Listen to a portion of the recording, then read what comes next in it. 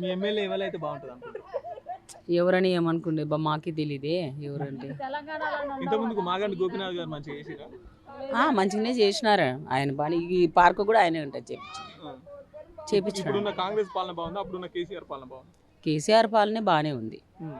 ఎందుకు మంచిగా మీకు ఉచితంగా ఏందైనా మన మాకు డ్రైనేజ్ నీళ్లు పొంగిపోతా అంటే మాకు ఎన్నిసార్లు కంప్లైంట్ ఇచ్చినా కానీ వస్తున్నారు వెళ్ళిపోతున్నారు, ఎవరే కానీ పని చేయట్లే.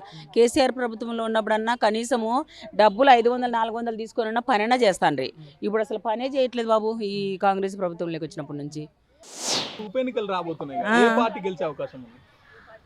ఏ పార్టీ అంటే మా పార్టీ అనే చెప్తాం మేము, బీఆర్ఎస్ అంటాం.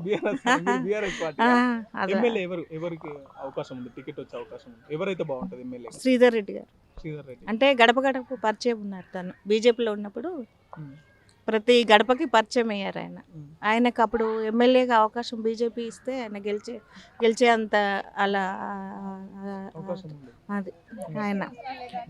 శ్రీధర్ రెడ్డి గారు అయితే బెస్ట్. కానీ ఇప్పుడు ఈ ఉప ఎన్నికైతే వాళ్ళ మిస్సెస్కి ఇవ్వాలని మాకు కోరిక.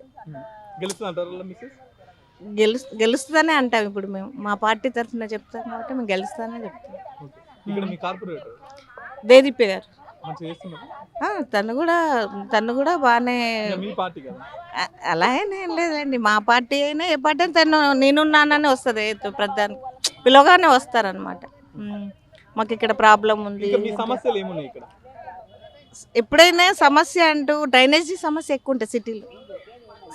ఫస్ట్ సమస్య అదే. ఇంకా రోడ్స్, నెక్స్ట్ రోడ్స్ సమస్య ఉంటుంది.